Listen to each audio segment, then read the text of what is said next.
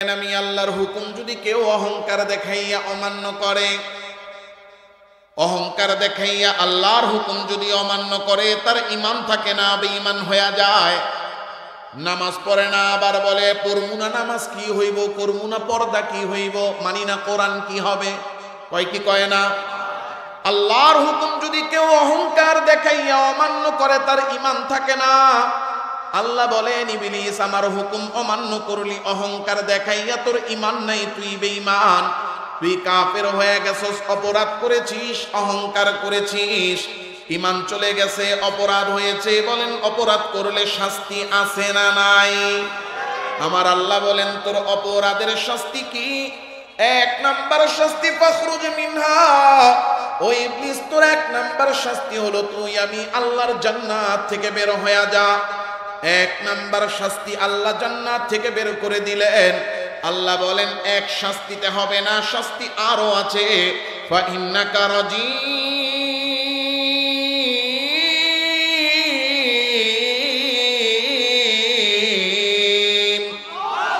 তোর দুই নাম্বার শাস্তি তুই আমি আল্লাহর রহমত থেকে বঞ্চিত। ওয়া ইন্না আলাইকা লানাতি ইলা ইয়াউমিদ্দিন, তিন নাম্বার শাস্তি হলো আমি আল্লাহ চিরকালের জন্য তোর উপর আমার লানত দিয়া দিলাম। এক নাম্বার শাস্তি আল্লাহ ইবলিসকে জান্নাত থেকে বের করে দিলেন। দুই নাম্বার ইবলিসকে আল্লাহ রহমত থেকে বঞ্চিত করলেন। তিন নাম্বার শাস্তি আল্লাহ চিরকালের জন্য ইবলিসের উপর লানত দিয়া দিলেন। আল্লাহ শাস্তি দিয়েছেন কয়টা? জোরে কোন কয়টা? আল্লাহ শাস্তি দিলেন তিনটা, কিন্তু ইবলিস অপরাধ করেছে কয়টা? একটা মাত্র অপরাধের কারণে আল্লাহ ইবলিসকে তিনটা শাস্তি দিলেন। ছোট শাস্তি না বড় বড় শাস্তি?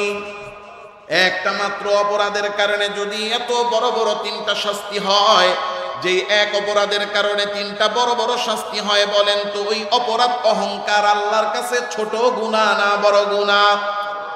এত বড় গুনাহ যে এক গুনাহের কারণে এত বড় বড় তিনটা শাস্তি হলো। এবার একটু নিজে প্রশ্ন করে বলেন তো, এই অহংকার নামক গুনাহ আমার আপনার আমাদের মধ্যে আছে না নাই? জোরে কন্যাকে, অহংকার আমাদের মধ্যে আছে না নাই? একটু টাকা হইলে আমাদের অহংকার শুরু হয়ে যায়, কথা কন্যা। একটু ক্ষমতা পাইলেই আমাদের অহংকার শুরু হয়ে যায়। সরকারি চাকরি, ভালো পোস্টে পদবিতে আর দুনিয়াতে নাম কাম আর আমার একটু ফেম হইছে, তাইলে আমরা অহংকারী হয়ে যাই, কথা ঠিক না বেঠিক? একটু টাকাওয়ালা হয়েছে তো এলাকার মধ্যে আইসা এমন ভাবে হাঁটে, হাঁটার স্টাইল দেখলে মনে হয় যে ভাবের ঠেলায় এমন ভাবে হাঁটে যে মনে হয় সে হাঁটে। তার পাশাপাশি আপনাদের কিছু অভ্যাস সম্পর্কে আমার খুব ধারণাও আছে, যেহেতু আমরা এখানে আসি। তো এখন যে সময়টা, এটা আপনাদের ঘরে যাওয়ার সময় হয়ে গেছে। এজন্য লম্বা আলোচনা করলে যত ভালোই লাগুক, ভালো লাগলেও আপনারা থাকতে পারবেন না বেশিক্ষণ। এটা আপনাদের দৈনন্দিন রুটিনের একটা অংশের কারণে। এজন্য সর্বোচ্চ 12টার মধ্যে আমরা চেষ্টা করব, 12টার আগে শেষ করার জন্য আলোচনা গুছিয়ে। আল্লাহ তাআলা যেন এই সময়ের মধ্যেই কথাগুলো সুন্দরভাবে গুছিয়ে আপনাদের সামনে পেশ করার তৌফিক আল্লাহ দেন, বলেন আমিন। এখন আমি আগে আপনাদেরকে একটু বলি, অনেকক্ষণ আপনারা কথা শুনেছেন, জ্ঞানী গুণী মানুষদের কথা শুনেছেন, আপনাদের প্রিয় ভালোবাসার মানুষ তাদের কথাগুলো আপনারা শুনেছেন। আমি ভালোবাসার মানুষ বলতে যাদেরকে কষ্ট করে ভোট দিয়ে আপনারা নির্বাচিত করেছেন তাদের কথা বলছি। এরপরে আমার মতো নগণ্য মানুষের কথা শোনার ইচ্ছা, আগ্রহ কি আপনাদের আছে? আলহামদুলিল্লাহ।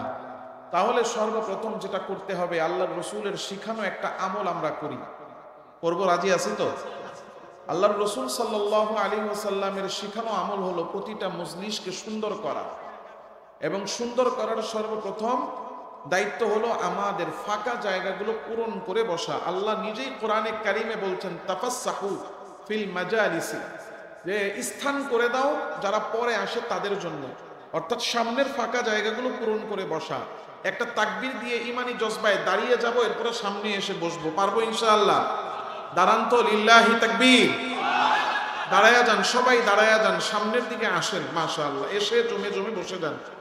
আল্লাহ সবার আশা বসা এই যে সময় দেওয়া দিনের জন্য, এটাকে নাজাতের জরিয়া বানায়া দেন, হেদায়াতের কারণ বানায়া দেন, বলেন আমিন।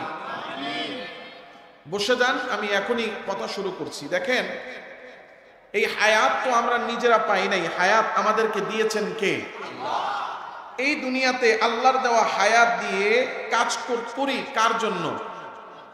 দুনিয়াতে আমি আর আপনি যত নেক আমল করি, সব নেক আমলগুলো সন্তুষ্ট করার জন্য কাকে? জোরে বলেন কাকে? দেখেন, শীত গেছে আপনাদের উত্তরবঙ্গে, প্রচুর শীত। আমি পাশেই নীলফামারী কিশোরগঞ্জে এক মাহফিলে এসেছিলাম। তো ওই মাহফিলে আমাকে সৈয়দপুর এয়ারপোর্ট থেকে মোটর সাইকেলে করে আনছে। এত শীত ওই দিন, আমি বুঝতে পারি নাই যে এত দূর। আমাকে বলেছে হুজুর 10 মিনিট থেকে 15 মিনিট লাগবে। এখন বেচারা মোটর সাইকেলে উঠে চিন্তা করতেছে 10 থেকে 15 মিনিট তো বলছি, এখন যদি 1 ঘন্টা লাগে তাইলে তো হুজুরে কইব এত সময় লাগলো কেন। এজন্য উনি মোটর সাইকেলে উঠে মোটর সাইকেল 100 গতিতে টানছে। বুদ্ধিটা দেখছেন? কেন? সময় কমাইতে। 60 65 70 চালাইলে তো 1 ঘন্টার উপরে লাগবে, এজন্য 100-তে টানছে। প্রায় এরপরও 40-45 মিনিট লাগছে। তো এই যে ঠান্ডা বাতাসে আমার ওই একবারে ঠান্ডা লাগছে, আমি এরপরে গিয়ে 4-5 দিন মাহফিলি করতে পারি নাই ঠান্ডার কারণে। তো এখন এই উত্তরবঙ্গে শীত কম না বেশি?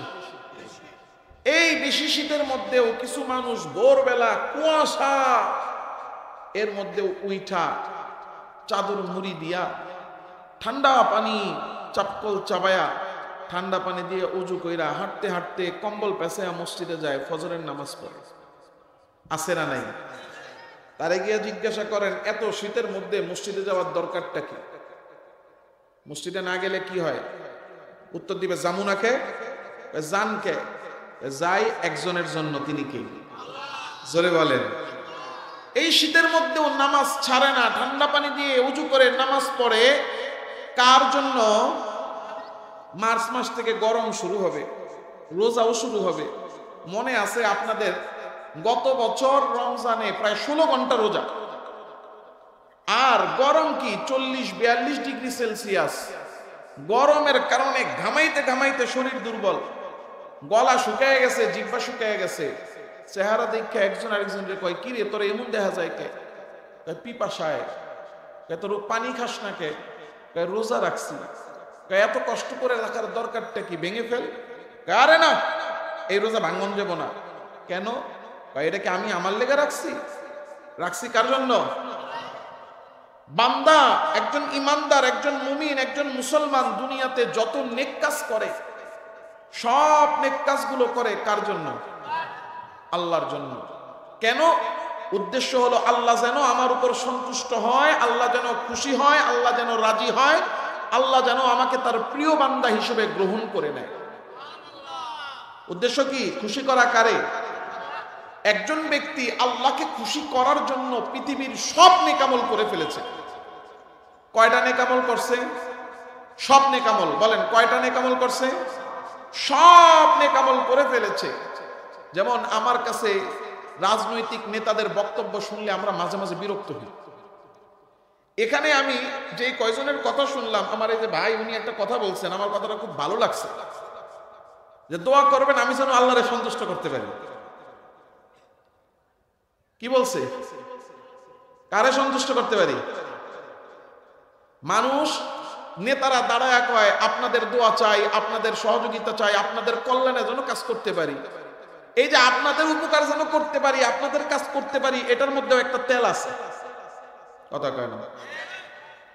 কিন্তু যখন বলছে যে আল্লাহকে সন্তুষ্ট করার জন্য যেন কাজ করতে পারি, তাহলে এই কথাটা মানুষকে খুশি করার জন্য আসে নাই, এই কথাটা আসছে কোন জায়গা থেকে? অন্তর থেকে। তাহলে বোঝা গেল আমি আর আপনি দুনিয়াতে যত নেক কাজ করি, সেই নেক কাজগুলো করি কার জন্য? আল্লাহকে সন্তুষ্ট করার জন্য নেক আমল করি।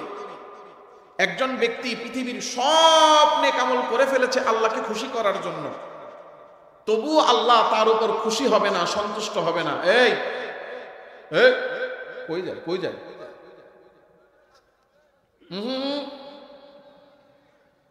15 মিনিট উঠা যাবে না। কয় মিনিট? 15 মিনিট উঠা যাবে না, কারণ আমার এই রেলগাড়ির ইঞ্জিন মাত্র স্টার্ট দিছি, এখনই উঠা শুরু করলে আমার বয়ান এনেই শেষ।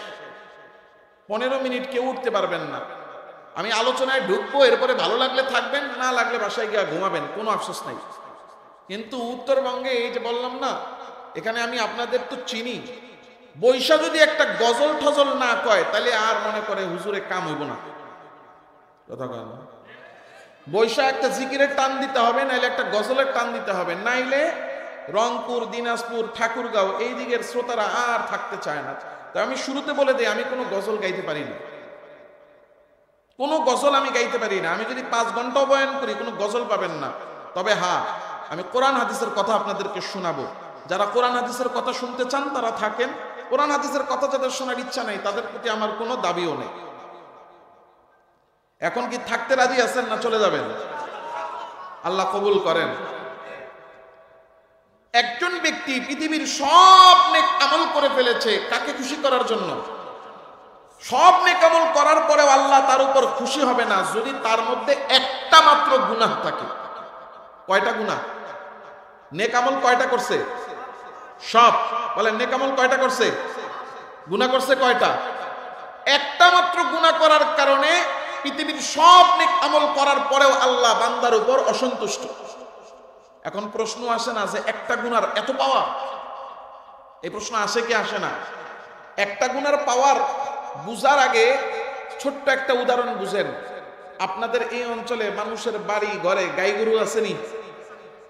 আমি যেই বাসায় সভাপতি সাহেবের বাসায় নিয়ে আমাদেরকে একটু বসাইছিল খানা খাওয়াইতে, আমি খানা খাই নাই, আল্লাহ খাওয়াইলে হয়তো পরে খাবো। ওই বাসায় ঢুইকে আমার নাকে যে গন্ধ আসছে, আমার কাছে মনে হইলো যে এখানে মনে হয় গাই ঠাই আছে। হ্যাঁ, আবার আলহামদুলিল্লাহ একেবারে গায়ের খাঁটি দুধও আমারে পান করাইছে, জান্নাতি খাবার, আল্লাহ বরকত দান করেন। হ্যাঁ, তাহলে এখন একজনের বাড়ির মধ্যে ধরেন 3টা গাই আছে, এই 3টা গাই সর্বোচ্চ 20 লিটার দুধ দিতে পারে, কিন্তু 20 লিটার দুধ সাধারণত দেয় না, 12, 14, 18, 17 লিটার দেয়। এখন উনি 3টা গায়ের দুধ একসাথে বানানোর জন্য একটা বালতি কিনছে, এই অথবা একটা পাতিলা কিনছে, যেই পাতিলাটার মধ্যে একসাথে 20 লিটার দুধ আটে। 20 লিটারের এই বালতিটা নিয়ে দুধ দোয়ানো শুরু করছে, দোয়াইতে দোয়াইতে দোয়াইতে দোয়াইতে 20 লিটার দুধই হয়ে গেছে। এখন বালতিটা কি খালি আছে না ভরে গেছে? এখন এই ভরা বালতির দিকে তাকাইলে খালি কি দেখা যাবে? খালি দুধ দেখা যাবে। এখন এই দুধে ভরা বালতি, যেটার মধ্যে 20 লিটার দুধ ভরা, বালতিটার আয়তন 20 লিটার, এই দুধে ভরা বালতির মধ্যে এক টুকরা গোবর পায়খানা পড়ে গেছে। পড়ার পরে এখন যদি বালতির দিকে তাকানো হয় কি দেখা যাবে? গোবর দেখা যাবে। 20 লিটার বালতি, পুরা 20 লিটার দুধ, এর মধ্যে খালি একটা টুকরা, ধরেন ছাগলের একটা সোনার মতো পায়খানা পড়ছে, একটা এই যে একটা পুটলি 20 গ্রাম, এটা পয়রা কি বাসবে না নিচে চলে যাবে?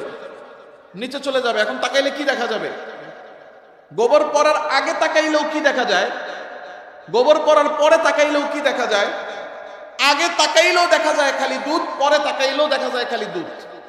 এখন বলেন তো, দেখা তো যাচ্ছে একই রকম, আগেও দুধ পরেও দুধ, কিন্তু পড়ার আগের অবস্থা আর পড়ার পরের অবস্থা, গোবর পড়ার আগের অবস্থা, গোবর পড়ার পরের অবস্থা এক না ভিন্ন? গোবর পড়ার আগে দুধ ভালো ছিল না নষ্ট? আর গোবরটা পড়ার পরে দুধ ভালো না নষ্ট? 20 লিটার দুধের বালতির ভিতরে এক টুকরা গোবর পড়ার কারণে ওই গোবর দেখাও যায় না, তলার মধ্যে পড়ে আছে। ওই অল্প একটু গোবরের কারণে যদি পুরো বালতির দুধ নষ্ট হয়, তাহলে একটা গুনার কারণে আমলগুলার ফলাফল নষ্ট হইতে পারে কি পারে না? গোবরের মতো এই গুনাহটার নাম হইল অহংকার। যেই গুনাহটা সব আমলের ফলাফল নষ্ট করে, এই গুনাহটার নাম কি? অহংকার। এই অহংকার হলো এমন এক গুনাহ, একটা মানুষের দিকে তাকাইলে দেখা যাচ্ছে তার মধ্যে কোনো গুনাহ নাই, খালি একটা গুনাহ আছে, অহংকার আছে, আর কোনো গুনাহ নাই। একজনের মধ্যে অহংকার আছে মানে হইলো তার দ্বারা পৃথিবীর সব গুনাহ হইতে পারে। অহংকার আছে মানে পৃথিবীর সব গুনাহ হইতে পারে, কারণ আল কিবরু উম্মুল আমরাদ, অহংকার হইলো সব গুনাহের মা। পৃথিবীতে যত গুনাহ আছে সব গুনাহের জন্ম হইছে অহংকার থেকে। কারণ আল্লাহর কোনো মাখলুক কোনোদিনও আল্লাহর নাফরমানি করে নাই, কোনো গুনাহ করে নাই। আল্লাহর সর্বপ্রথম নাফরমানি শুরু যে করছে, সে শুরু করছে অহংকারের কারণে। আল্লাহর নাফরমানি সালামকে সৃষ্টি করে সব ফেরেশতাদেরকে হুকুম করলেন আমার আদমরে সিজদা করতে। ওয়াইন কুল্লা লিল মালাইকাতি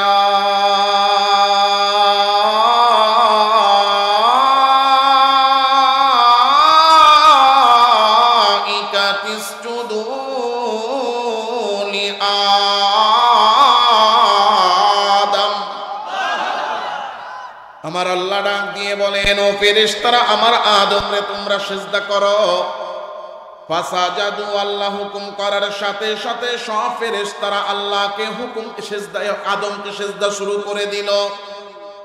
আল্লাহ হুকুম করার সাথে সাথে সব ফেরেশতারা হযরত আদমকে সিজদা করে, কিন্তু একজন করে না, ইল্লা ইবলিস, ওইটা হলো কপাল পোড়া ইবলিস। আমার আল্লাহ তাকায়া দেখেন সব ফেরেশতারা আদমরে সিজদা করতেছে, কিন্তু ইবলিস সিজদা করে না। আল্লাহ ইবলিস রে ডাক দিয়ে বলেন, মা মানাকা আল্লাহ তাসজুদা ইন আমারতু। ও ইবলিস, আমি আল্লাহ তোরে হুকুম করলাম আমার আদমকে সিজদা করতে। আমি হুকুম করার সাথে সাথে সব ফেরেশতারা সিজদা করলো, কিন্তু তুই ইবলিস সিজদা করিস না কেন? কারণ কি? ইবলিস আল্লাহকে ডাক দিয়ে বলে, আল্লাহ আনা খায়রুম মিনহু খালাকতানি মিন নার।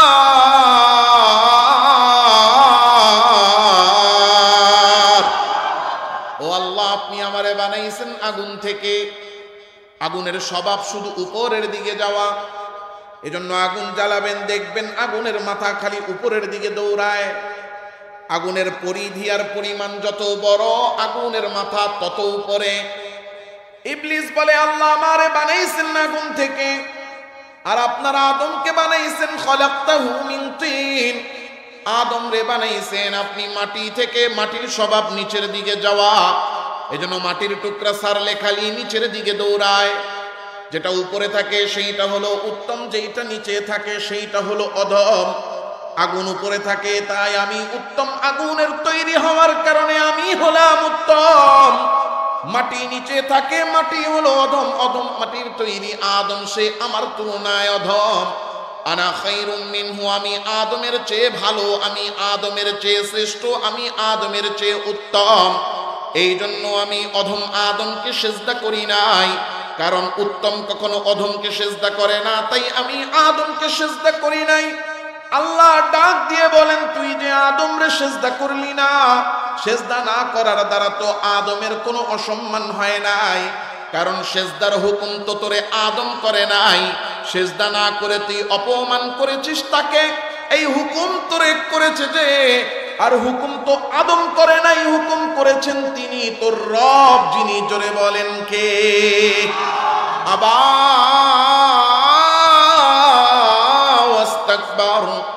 তুই হুকুম অমান্য করলি, আমি আল্লাহর হুকুম অমান্য করছে। কার হুকুম? আল্লাহর হুকুম। আমরাও তো অমান্য করি কি করি না? সব আল্লাহর হুকুম মানতে পারি। ইবলিসও আল্লাহর হুকুম মানে নাই, আমরাও আল্লাহর হুকুম মানি না, তো এক হয়ে গেলাম। একটা পার্থক্য আছে, পার্থক্যটা কি? 5 ওয়াক্ত নামাজ হুকুম কার? এখন সবাই পড়তে পারি? পড়ি না। এখন রাস্তায় একজনের সাথে দেখা হয়েছে, দেখা হওয়ার পরে সালাম দিয়া বলছেন, আসসালামু আলাইকুম ভাই, চলেন নামাজটা পড়ি। কয় হুজুর আপনি যান, আমি আসতেছি। কয়নি? আসবে না ভাগবে? উত্তর দিবেন, আসবে না ভাগবে? আরেকজন কয় হুজুর আপনি যান, আমি বাসায় পড়ালো মনে পড়বে না ফাঁকি মারবে? আবার আরেক গ্রুপ আছে, নামাজটা তো পড়তাম কিন্তু কাপড়টা ভালো নাই, আছে না নাই? এখন আপনি তারা প্রশ্ন করেন, এই যে নামাজটা পড়েন না, নামাজটা কি পড়া উচিত না? নামাজ না পড়া এটা কি ভালো? এখন উত্তর দেয়, আসলে নামাজটা পড়া দরকার, পড়তে পারি না, কাজটা ঠিক না, ভুল হয়ে গেছে, যান পড়মু কালকের থেকে। এই যে যেমন আমগো মেহমান ওয়াদা করছে 5 ওয়াক্ত নামাজ পড়বে, পড়ে না, কথার দ্বারা বোঝা গেছে যে ঠিক মতো হয়তো ব্যস্ততার কারণে অনেক সময় নামাজ পড়ে, এটা বোঝা গেছে, হয়তো অনেক সময় এদিক সেদিক হয়। তো এই নিজের থেকে এই যে এদিক সেদিক হয়, নিজের থেকে অনুশোচনা যে আসলে যে 19-20 হচ্ছে, একটু অবহেলা হচ্ছে, এটাও ঠিক না, দায়িত্বশীল হিসেবে আমার এটাও ঠিক করা উচিত, এই যে অনুশোচনাটা, তাহলে বোঝা গেল আমি যে ভুল করতেছি, ভুলের প্রতি আমার অনুশোচনা আছে না নাই। এখন কোন মানুষ ভুল করে, গুনাহ করে, আল্লাহর কোন হুকুম অমান্য করে এটাকে গুনাহ মনে করে, নিজেকে অপরাধী মনে করে, গুনাহকে গুনাহ স্বীকার করে, অপরাধী মনে করে। অপরাধী মনে করলে অপরাধ মাফ হবে না। নামাজ পড়ে না, এটা গুনাহ, গুনাহকে গুনাহ মানে, এই জন্য নামাজ পড়ে নাই, গুনাহ মাফ হবে না। নামাজ যে ছাড়ছে, এই জন্য শাস্তি যেটা আছে ওটা ভোগ করতে হবে, জাহান্নামের আগুনে জ্বলতে হবে। কিন্তু একটা লাভ হবে, সেটা হলো যে সে বেঈমান হবে না, ইমানদার থাকবে। বুঝতেছেন কথা? কিন্তু আরেক গ্রুপ আছে, নামাজ পড়ে না, এটা দোষও মনে করে না, রাস্তা দিয়ে হাইটা যাইতেছে, দেখবেন এলাকার মধ্যে কিছু পাতি নেতা থাকে। পাতি নেতা শব্দটা ব্যবহার করছি এমন ব্যক্তিদের জন্য, নেতামি করে কিন্তু দিন, ইসলাম, নামাজের কোনো খোঁজ খবর নাই। নেতামি মানি ইসলামের বিরোধিতা মনে করে, এমন আছে না নাই? নেতামি করা মানি কি ইসলামের বিরোধিতা করা, এরকম মনে করে কিছু লোক আছে না নাই? তো আসতে কনকে এই সমস্ত পাতি নেতাদের নিজের কোনো কাজ নাই। কাজ নাই বলতে দেখবেন এরা কোনো কর্ম করে না, কাজ একটাই, সেটা হলো সারাদিন চায়ের দোকানে বৈশা বৈশা বেঞ্চ গরম করা। মুরগি যেরকম ডিমের উপরে বৈশা সারাদিন ডিম তা দেয় কয় না আপনাদের দেশে কি কয়? ডিম তা দেয়। এই সমস্ত পাতি নেতারা সারাদিন চায়ের দোকানের বেঞ্চে তা দেয়, আছে না নাই? এখন ইমাম সাহেব মসজিদে হাইটা যাইতেছে, দেখছে পাতি নেতা একটা চায়ের দোকানে পায়ের উপর পাও তুইলা, এক হাতে নিছে রং চা আর এক হাতে নিছে কয়েল, কয়েলের ধোঁয়া উড়ে উড়ে এলাকার আবহাওয়া নষ্ট করে ফেলায়। এত আসতে কে? ইমাম সাহেব দিকে সালাম দিছে, আসসালামু আলাইকুম। নেতা আজানটা দিয়ে দিছে, চলেন নামাজটা পড়ি। এখন হের কাছে নেতামি মানি তো ইসলাম বিরোধিতা করা, কারণ ও তো নেতা হইছে ইসলামের বিরুদ্ধে কর্মকাণ্ড কইরা। কথা কন না কেন? এমন নেতা আমগো দেশে আছে না নাই? এখন এই নেতা যখন কিনা তারে সালাম দিয়া নামাজের কথা কইছে, তার শরীরে আগুন ধরে গেছে। কি কইব, কিচ্ছু খুঁজা পায় না, দিশা পায় না। এখন জিদের ঠেলায় কয়, হুজুর যান যান যান, আপনি তো আর দুনিয়ার কোনো খোঁজ খবরও নাই, দুনিয়ার কোনো কামও নাই, খায়া দেয়া কাম নাই, কাম একটাই, মানুষের বাড়িতে খালি দাওয়াত খান, আজান ফুকেন আর নামাজ পড়েন। আমগো মতো দুনিয়ার কাম কাজ থাকলে এত শরীরের মধ্যে তেল থাকতো না। আপনার নামাজ আপনি পড়েন, আমারে নিয়ে চিন্তা করা লাগবে না। এখন হুজুরে কয়, নামাজটা কি পড়া দরকার না? হুজুরে কি কয়, নামাজটা কি পড়া দরকার না? এখন উত্তর দেয়, আমার নামাজ দরকার নাই, আপনার দরকার হলে আপনি গিয়ে পড়েন। এত হুদাই নিয়ে এত পেছান কে? কথা বলেন। নামাজ পড়ে না, এটা যে না পড়াটা যে গুনাহ, এটা যে দোষ, এই গুনাহকে গুনাহ মনে করে না, দোষকে দোষ মনে করে না। গায়ের জোরে নিজের অপরাধ, নিজের গুনারে সঠিক প্রমাণের চেষ্টা করে, আছে না নাই? আল্লাহর হুকুম মানতে না পারা, নিজেকে অপরাধী মনে করলে খালি গুনাহ হবে। আল্লাহর হুকুম মানে না, কোরআন মানে না, আল্লাহর আইন মানে না, পর্দা মানে না, নামাজ পড়ে না, মানে না, আবার এটারে সঠিকও মনে করে, অহংকারও দেখায়, আছে না নাই? আল্লাহ বলতেছেন, আবা ওয়াস্তাকবারা ওয়া কানা মিনাল কাফিরিন।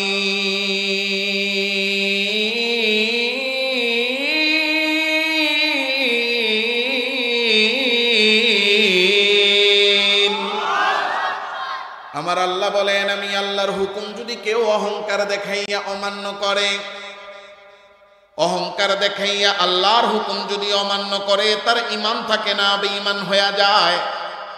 নামাজ পড়ে না, আবার বলে পড়মু না, নামাজ কি হইব, পড়মু না, পর্দা কি হইব, মানি না কোরআন কি হবে, কয় কি কয় না? আল্লাহর হুকুম যদি কেউ অহংকার দেখাইয়া অমান্য করে, তার ঈমান থাকে না।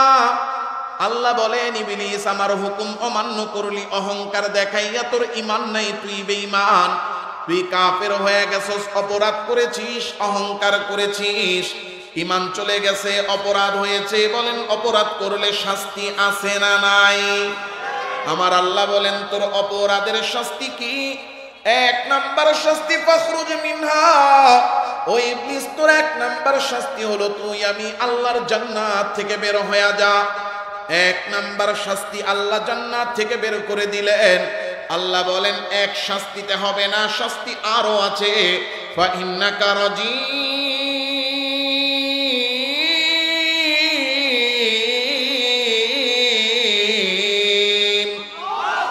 তোর 2 নাম্বার শাস্তি, তুই আমি আল্লাহর রহমত থেকে বঞ্চিত। ওয়া ইন্না আলাইকা লানাতি ইলা ইয়াউমিদ্দিন। 3 নাম্বার শাস্তি হলো আমি আল্লাহ চিরকালের জন্য তোর উপর আমার লানত দিয়া দিলাম। 1 নাম্বার শাস্তি, আল্লাহ ইবলিসকে জান্নাত থেকে বের করে দিলেন। 2 নাম্বার, ইবলিসকে আল্লাহ রহমত থেকে বঞ্চিত করলেন। 3 নাম্বার শাস্তি, আল্লাহ চিরকালের জন্য ইবলিসের উপর লানত দিয়া দিলেন।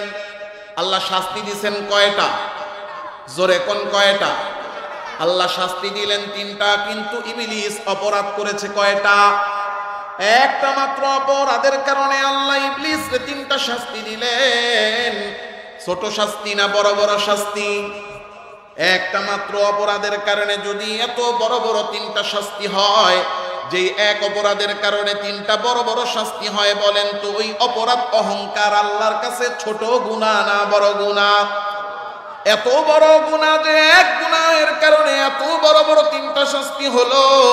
এবার একটু নিজে প্রশ্ন করে বলেন তো, এই অহংকার নামক গুনাহ আমার আপনার আমাদের মধ্যে আছে না নাই? জোরে কন্যাকে, অহংকার আমাদের মধ্যে আছে না নাই? একটু টাকা হইলে আমাদের অহংকার শুরু হয়ে যায়, কথা কন্যা। একটু ক্ষমতা পাইলে আমাদের অহংকার শুরু হয়ে যায়। সরকারি চাকরি, ভালো পোস্টে পদবিতে আর দুনিয়াতে নাম কাম আর আমার একটু ফেম হইছে, তাইলে আমরা অহংকারী হয়ে যাই, কথা ঠিক না বেঠিক?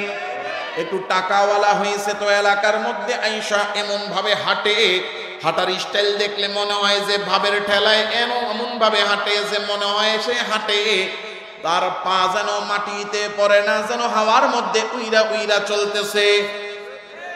একটু ক্ষমতা, মোবাইল নিয়া এরপরে হাত গুলারে উঁচা কইরা বুকটারে ফুলাইয়া রাস্তা দিয়ে এমন ভাবে হাঁটে, হ্যাঁ হাঁটার অবস্থা দেখলে মনে হয় যে মানুষ না, যেন একটা আস্ত রোবট হাইটা যায়। আবার একটু চাকরি পেয়েছে সরকারি, শহরের ভালো চাকরি বাকরি হয়েছে, নাম পদবি হয়েছে, ভালো একটা সার্টিফিকেট অর্জন হয়েছে, গ্রামে আইসা গ্রামের সাধারণ মানুষের সাথে ভাব নিয়া, গরিব অসহায় কেউ সামনে আসলে বিরক্তির ভাব নিয়া, চেহারাটারে কুচকায়া কপালটারে ভাঁজ কইরা মানুষরে বেঞ্চি মাইরা অপমান করে কথা বলে, আছে না নাই? মালিক বলেন লা তুসাইর খাদ্দাকা লিন্নাস।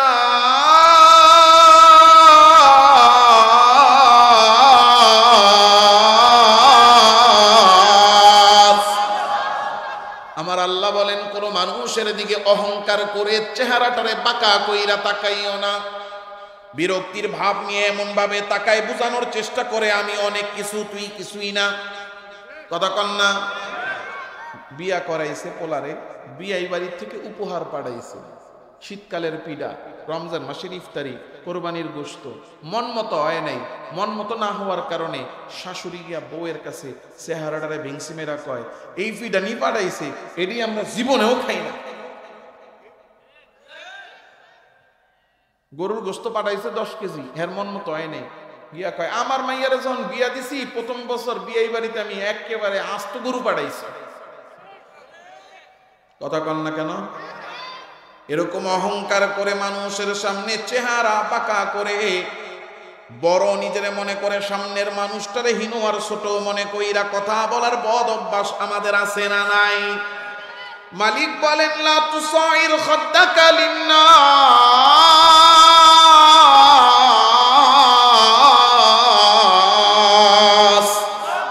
কোন মানুষের দিকে চেহারা বাঁকা কইরা অহংকারের ভাব নিয়ে তাকাইও না। ওয়ালা তামশি ফিল আরদি মারহা, আর জমিনে হাঁটার সময় তুমি অহংকার আর দম্ভ করে তুমি হেঁটো না। ও বান্দা, কেন তুমি অহংকার করো? কি নিয়ে তুমি অহংকার করো? ইন্নাকা লান তাখরিকাল আরদা, অহংকার করে যখন তুমি মাটির মধ্যে পা ফালাও, মাটিরে তো 1 ইঞ্চিও দাবাইতে পারো না, পারেনি। ওয়ালান তাবলুগাল জিবালা তুলা, অহংকার করে হাঁটার সময় পাটারে একেবারে ঠেঙ্কি দিয়া উঠায়, আল্লাহ বলেন এই পা যখন মাটি থেকে উঠাও তখন তো তুমি পাহাড়ের চূড়া পর্যন্ত পৌঁছাইতে পারো না, তাইলে কি নিয়ে অহংকার করো বান্দা? আরো 10টা মানুষ যেমন তুমিও তো তেমন, তাইলে অহংকারটা করো কেন? কি নিয়ে অহংকার করো? তুমি অহংকার করো টাকা নিয়ে, তোমার কয়টা টাকা হইছে তাই তোমার অহংকার। তোমার অহংকার ক্ষমতা নিয়ে, একটু ক্ষমতা পাইছো তাই তোমার অহংকার। তোমার অহংকার দুনিয়ার নাম, পদ পদবী, চাকরি বাকরি নিয়া না বান্দা, এগুলো নিয়ে তুমি অহংকার করো না, কারণ এইগুলার একটারও আসল মালিক তুমি না। তোমার টাকা পয়সা, বাড়ি গাড়ি, ক্ষমতা, দুনিয়ার নাম, প্রভাব, প্রতিপত্তি আর সার্টিফিকেট আসার সময় তুমি নিয়ে আসো নাই। তুমি আসছো খালি হাতে, শুধু খালি হাতেই তুমি আসো নাই। মায়ের পেট থেকে যেই দিন দুনিয়াতে আসছো গায়ে কোনো জামা কাপড় ছিল না, উলঙ্গ আর বিবস্ত্র অবস্থায় কান্না করতে করতে দুনিয়ায় তুমি আসছো। ওই অসহায় অবস্থা থেকে আল্লাহ তোমাকে টাকা পয়সা, বাড়ি গাড়ি, ক্ষমতার মালিক বানাইছে। দুনিয়াতে থাকবা যতদিন, ব্যবহার করবা ততদিন, কিন্তু যেদিন আবার দুনিয়া ছেড়ে চলে যাইবা, সব দুনিয়াতে রাইখা যাইবা, কোনো কিছুই সাথে করে নিতে পারবা না। তোমার মালাকুল মাউত আজরাইল আইসা যখন জানটারে কবজ করে নিয়ে যাবে, সাথে সাথে মসজিদের মধ্যে থাকা ধুলাবালি মাখা খাটিয়াটা আইনা ওই খাটিয়ার মধ্যে তোমারে শোয়া দিবে। যত বড় ক্ষমতাওয়ালাই তুমি হও না কেন, ওই খাটিয়ার মধ্যে তোমারে শোয়া দিবে।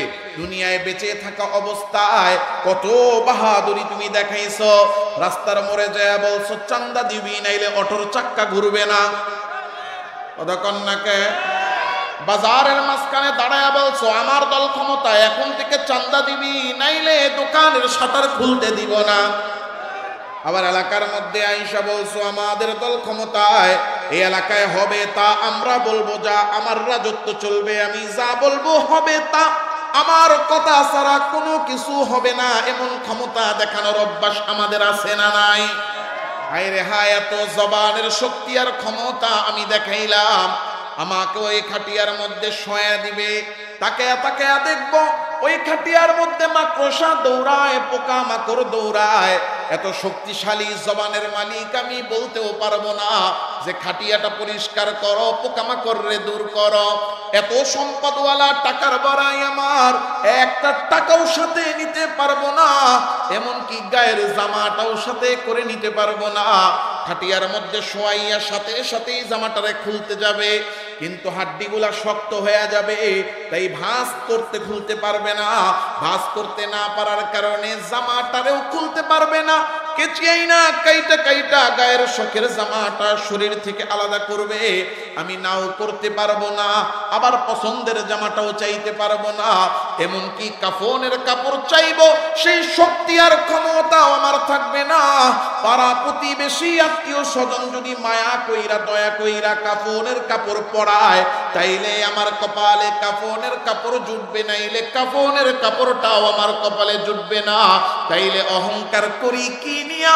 আমার আল্লাহ বলে বান্দা, যে টাকা পয়সা, বাড়ি গাড়ি, দুনিয়ার ক্ষমতা, জায়গা জমি নিয়ে তুমি গর্ব করো, এইগুলা নিয়ে গর্ব করো না, কারণ এইগুলার একটারও মালিক তুমি না।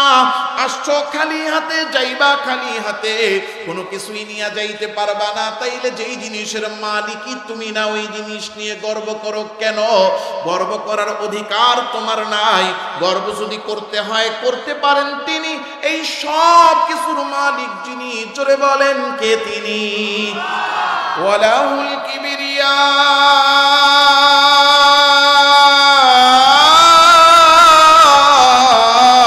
ফিস সামাওয়াতি ওয়াল আরদ। আমার আল্লাহ বলেন আসমান আর জমিনে আছে যা, যদি গর্ব করতে হয় নিয়ে, তা করতে পারেন তিনি। এই সব কিছুর মালিক যিনি, জোরে বলেন কে? আল্লাহ বলেন বান্দা, মালিক তুই না, মালিক আমি। নিয়ামত হিসেবে তোরে দিয়েছি। নিয়ামত দেওয়ার ক্ষেত্রে বন্টনে কেউ কম পেয়েছে, কেউ বেশি পেয়েছে, কিন্তু নিয়ামত দিয়েছেন কে? নিয়ামত পাইয়া বান্দা লা ইন শাকারতুম, শুকরিয়া আদায় করো। যদি শুকরিয়া আদায় করো তাইলে নিয়ামত আরো বাড়ায়া দিব। নিয়ামত পাইয়া অহংকারী হইও না। ওয়ালা ইন কাফারতুম, যদি অহংকার করো, ইন্না আযাবি লাশাদীদ। তাইলে জেনে নাও আমি যেমন নিয়ামত দিতে পারি, অহংকার করলে শাস্তি দেওয়ার ক্ষমতাও আল্লাহর আছে না নাই? আল্লাহ বলেন কেমন ক্ষমতা আছে, কেমনে শাস্তি দিতে পারি। দেখতে যদি চাও ফেরাউনের দিকে তাকাও, কারণ ফেরাউনকেও নিয়ামত দিছেন না দেয় নাই? আল্লাহ দয়া কইরা মায়া কইরা সবাইরে নিয়ামত দেয়, বন্টনের